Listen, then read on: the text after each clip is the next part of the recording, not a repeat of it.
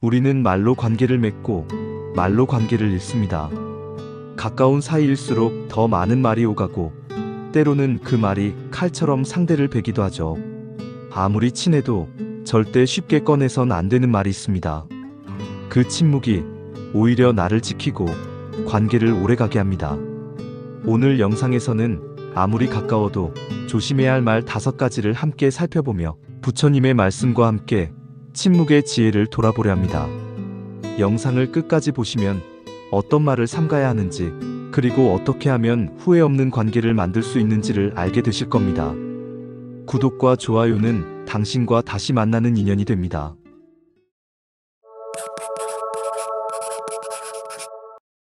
아무리 가까워도 조심해야 할 말 5가지. 첫 번째, 자랑. 겸손을 잃는 순간 관계도 멀어진다. 지혜로운 자는 말하지 않고도 드러나며 어리석은 자는 소리쳐야만 존재를 느낍니다. 우리는 대화를 통해 서로를 알아가고 마음을 나누며 관계를 쌓아갑니다. 하지만 같은 말이라도 어떤 말은 상대를 기쁘게 만들고 어떤 말은 아무렇지 않게 뱉었는데 오히려 마음의 거리를 벌어지게 하죠. 그 중에서도 사람 사이에서 조용히 틈을 만드는 말, 겉으론 아무 문제 없어 보이지만 관계를 무너뜨리는 말이 있습니다. 바로 자랑입니다. 자랑은 듣는 사람을 긴장하게 만들고 때로는 위축시키며 겉으로는 웃고 있어도 속마음으로는 조용히 멀어지게 만들 수 있습니다. 우리는 왜 자랑하게 될까요? 기쁜 일이 생기면 누구나 알리고 싶습니다. 승진했을 때, 아이가 상을 받았을 때, 새로운 집으로 이사했을 때, 이만큼 잘 살고 있다는 걸 보여주고 싶어지죠. 하지만 그 말은 진심으로 나누고 싶은 기쁨일 수도 있지만 어쩌면 나를 좀 인정해줘, 나를 봐줘라는 마음이 숨어 있을지도 모릅니다. 그렇기에 자랑은 자주 외로운 마음의 표현으로 나타납니다. 나는 잘하고 있어라는 확인을 받고 싶은 마음, 이만큼 버티고 견뎠어라는 인정받고 싶은 마음이죠. 그 마음이 이해되지 않는 건 아니지만 문제는 그 자랑이 듣는 사람의 마음을 닫게 만든다는 점입니다. 가까운 사이일수록 자랑은 더 조심해야 합니다. 가족, 친구, 동료처럼 가까운 관계일수록 우리는 자랑을 공유라고 착각할 수 있습니다. 가까우니까 이 정도 말은 해도 괜찮겠지. 하지만 현실은 조금 다릅니다. 예를 들어 아이 성적이 좋아서 말했더니 상대는 요즘 애들 다 잘하죠라고 넘깁니다. 직장에서 인정받았다고 했더니 상대는 너는 원래 잘하잖아라며 관심을 끊습니다. 새 차를 샀다고 자랑했더니 상대는 요즘은 다 그 정도 차 타요라며 시큰둥합니다. 사실은 상대의 마음속에선 질투가 일어난 것이죠. 자신도 모르게 비교하게 되고 나만 뒤처지고 있는 건가라는 열등감이 올라오게 됩니다. 그 결과 자랑한 사람은 나 그냥 기쁜 일 이야기한 건데 라고 억울해하고 들은 사람은 저 사람은 늘 자랑만 해라고 거리를 둡니다. 이렇게 관계는 점점 멀어집니다. 법구경에서는 이렇게 말씀하십니다. 자랑은 어리석은 자가 외치는 소리이며 지혜로운 자는 침묵으로 빛난다. 진정한 성취는 말하지 않아도 드러납니다. 겸손이란 자기를 드러내지 않는 것이 아니라 드러낼 필요가 없을 만큼 자신을 신뢰하는 것입니다. 또한 부처님은 이런 말씀도 하셨습니다. 자신을 드러내고자 하는 자는 덕을 잃고 스스로 낮추는 자는 모두에게 사랑받는다. 삼국지에서도 겸손을 배울 수 있습니다. 삼국지 속 유비는 항상 자신을 낮추고 겸손한 말투로 사람들을 대했습니다. 그 덕분에 관우, 장비, 제갈량 같은 충신들이 곁에 남았고 적은 병력으로도 민심을 얻어 나라를 세울 수 있었죠. 반대로 조조는 실력과 권모술수로 강해 보였지만 자신을 드러내고 과시하는 성향 때문에 늘 반란과 배신을 걱정해야 했습니다. 겸손은 약함이 아니라 강함을 다룰 줄 아는 힘입니다. 그럼 어떻게 말해야 할까요? 좋은 일이 생겨도 덕분에로 시작해보세요. 예를 들어 이번에 운이 좋았어요. 팀 덕분에 잘 됐어요.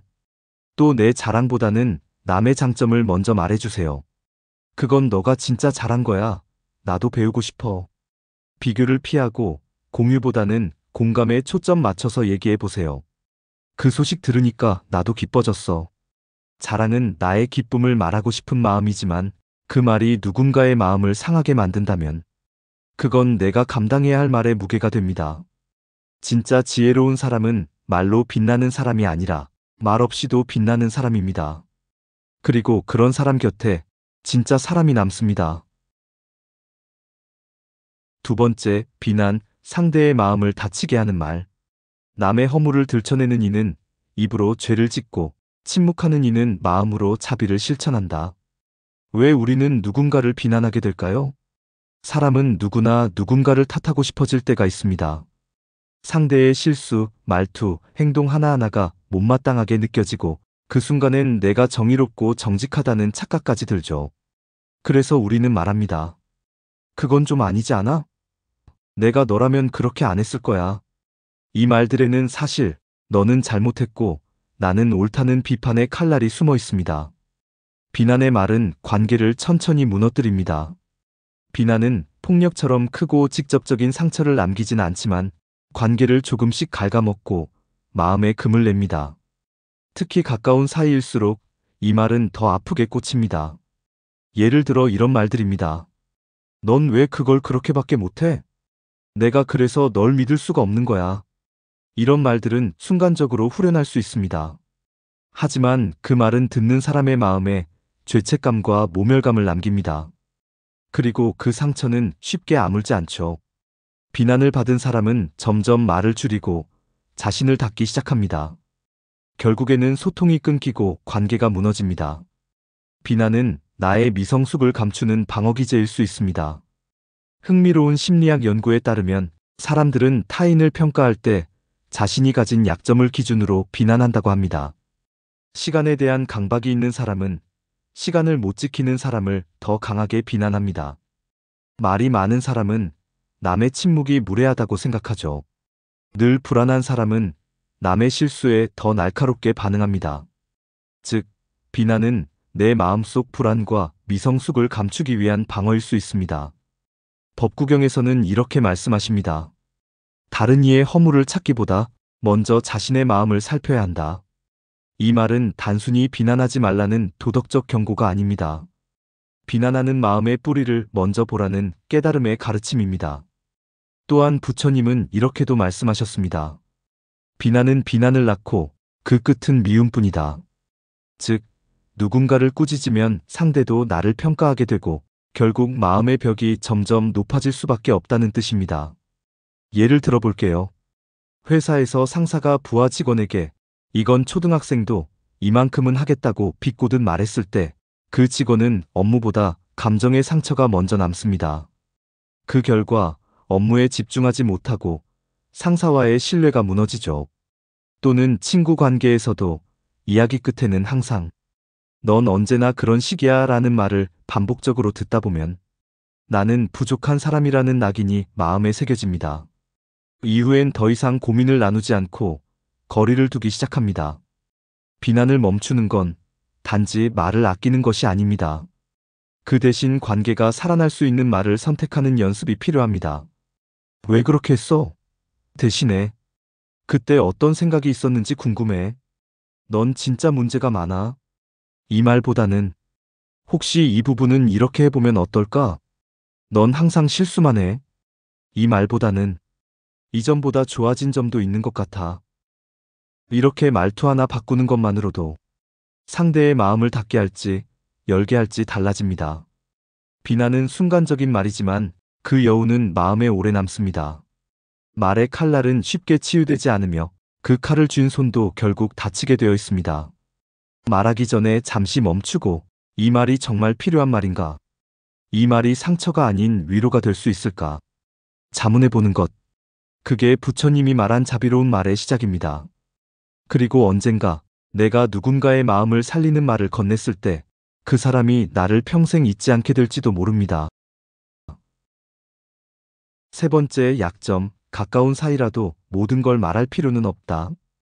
우리는 가까운 사람에게 마음을 털어놓고 속마음을 공유하며 친밀함을 느낍니다. 하지만 때로는 너무 많은 것을 말하는 것이 오히려 나를 약하게 만드는 경우도 있습니다. 법구경에서는 이렇게 말씀하십니다. 스스로를 지키는 자는 먼저 입을 다스린다. 특히 내 약점이나 상처, 후회되는 과거를 모두 말하는 것은 조심스러워야 합니다. 친할수록 모든 걸 공유해야 한다는 생각은 아름다워 보이지만 인간관계는 언제든 변화할 수 있음을 우리는 종종 간과합니다. 예를 들어, 오랜 친구에게 자신의 어린 시절 트라우마나 가족의 아픔을 모두 털어놨는데 시간이 흐르면서 관계가 멀어졌다고 해봅시다.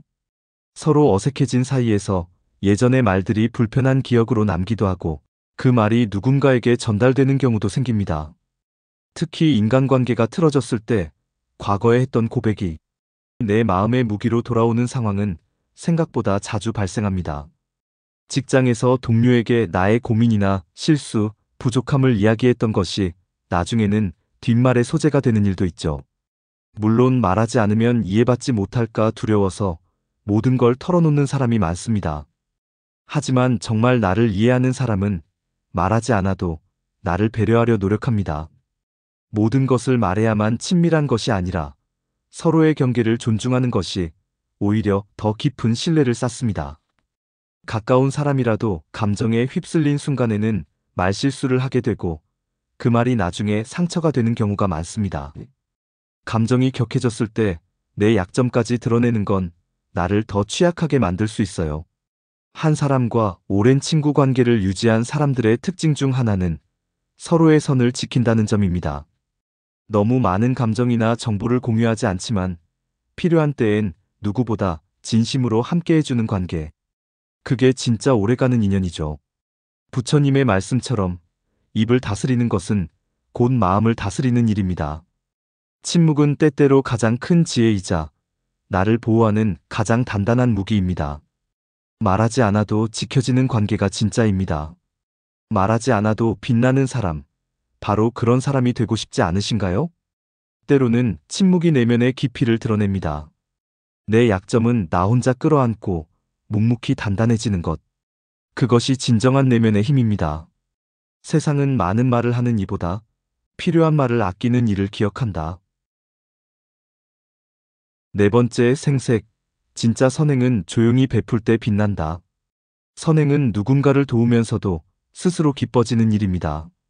하지만 그 선행이 내가 했으니 알아줘라는 의도를 담는 순간 그 고귀함은 퇴색되기 시작합니다.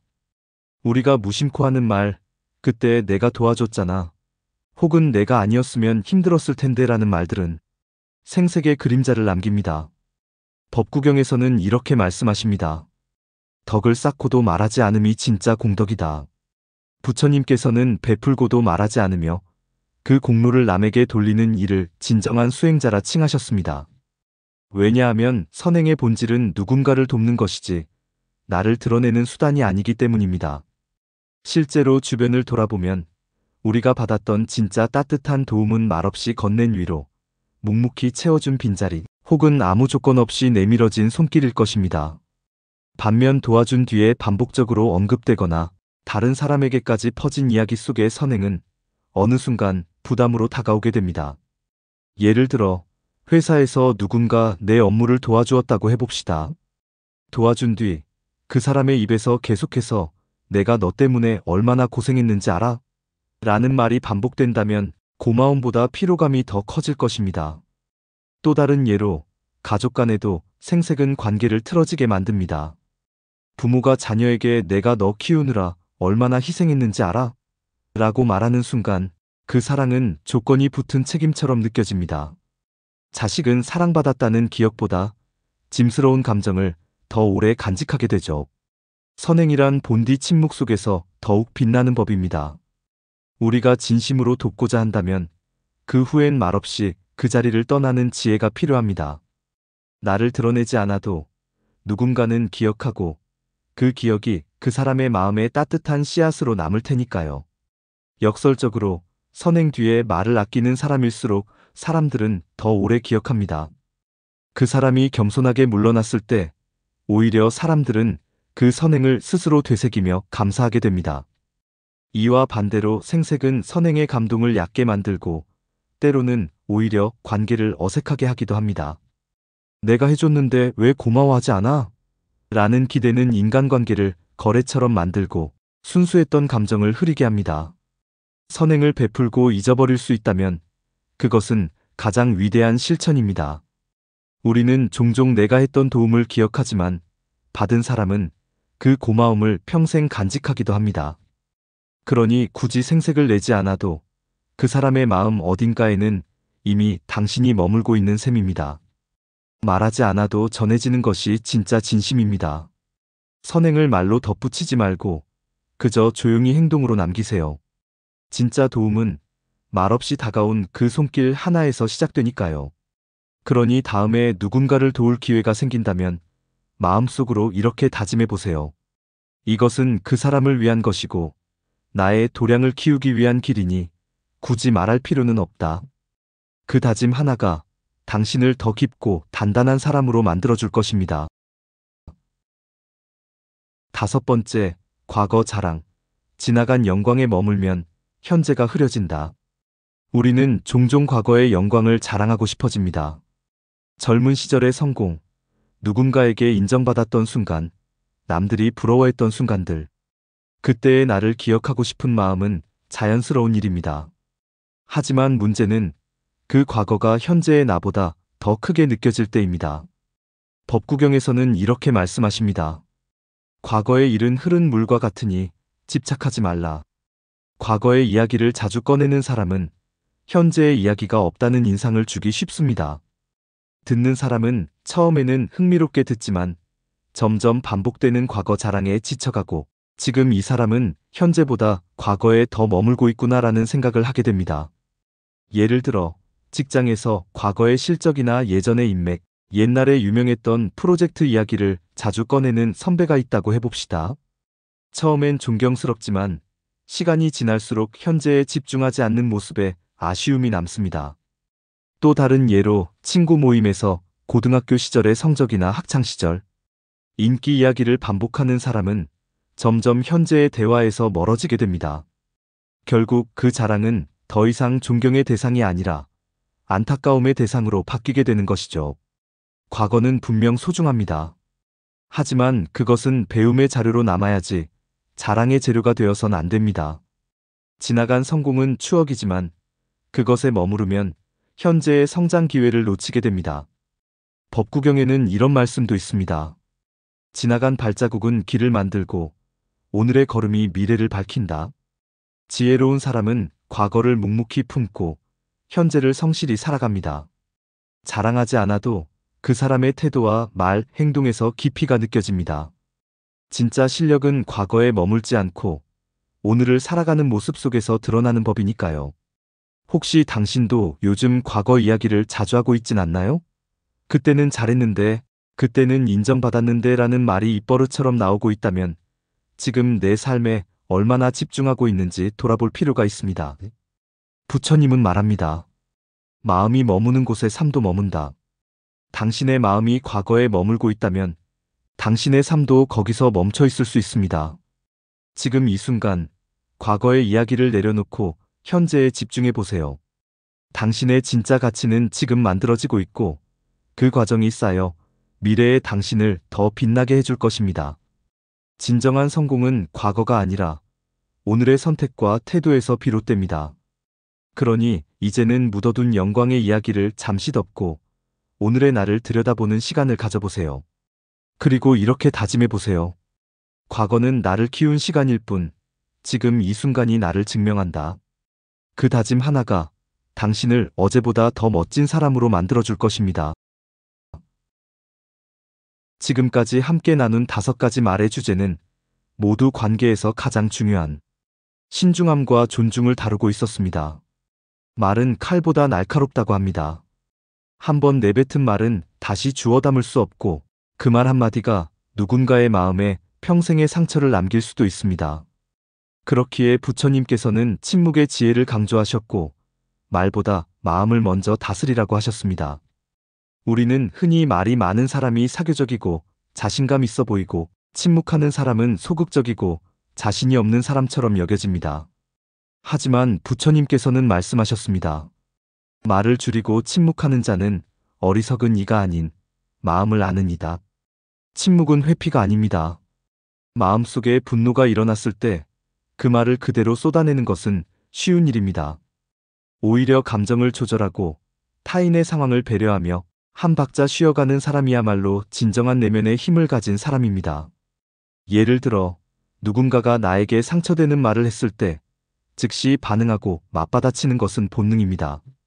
하지만 한 걸음 물러서서 생각해보는 사람, 그리고 이 말이 지금 필요한가를 스스로에게 묻는 사람은 단지 말을 참는 것이 아니라 관계를 지키는 선택을 하고 있는 것입니다. 또한 침묵은 내면의 균형을 유지하게 해줍니다. 내 감정이 흔들릴 때마다 그걸 다 말로 표현하려 한다면 관계는 불필요한 갈등으로 가득 찰 수밖에 없습니다. 반면 감정을 안으로 정리하고 침묵 속에서 그 감정을 품는 사람은 자신의 중심을 지키며 타인과 조화를 이룹니다. 침묵은 자기 통제의 시작입니다. 충동적으로 말하지 않기, 감정에 휘둘려 말하지 않기, 남의 시선을 의식해 과장된 말을 하지 않기. 이것이 바로 부처님께서 말씀하신 지혜로운 언어의 시작입니다. 또한 침묵은 상대에게 생각할 시간을 주는 배려입니다. 우리는 때로 누군가가 아무 말 없이 조용히 들어줄 때 더 큰 위로를 받습니다. 말로 위로하려 애쓰지 않아도 침묵으로 곁을 지켜주는 것만으로도 충분히 큰 힘이 되기도 하죠. 그러니 이제는 이렇게 받아들여 보세요. 침묵은 도망이 아니라 선택입니다. 침묵은 약점이 아니라 강점입니다. 침묵은 관계를 지키는 기술입니다. 그리고 이렇게 결심해 보세요. 지금 내가 하려는 이 말이 꼭 필요한가? 이 질문 하나만으로도 우리는 수많은 갈등을 줄일 수 있습니다. 부처님은 말씀하셨습니다.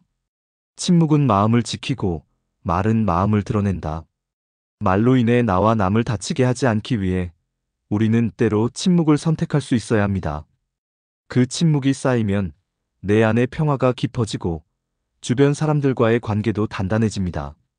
말로 얻는 존경은 일시적이지만 침묵으로 지키는 존중은 오래갑니다. 관계는 말 위에 세워지지만 마음 위에서 자랍니다. 신중한 말, 따뜻한 말, 그리고 때론 용기 있는 침묵이 당신의 관계를 더욱 단단하게 만들어줄 것입니다. 오늘 이 영상을 끝까지 함께 해주신 당신이 앞으로의 관계에서 지혜로운 침묵을 통해 더 많은 평화와 따뜻함을 누릴 수 있기를 바랍니다. 이제 당신의 입에서 나올 다음 한마디가 누군가의 하루를 바꿀 수 있습니다. 그러니 오늘은 말하기 전에 이렇게 한번 속삭여 보세요. 이 말은 사랑인가 아니면 상처인가? 그 한 번의 침묵이 당신의 모든 관계를 지켜줄 것입니다. 그리고 그 말이 사랑이 되기를, 그 침묵이 지혜가 되기를 진심으로 응원합니다. 감사합니다.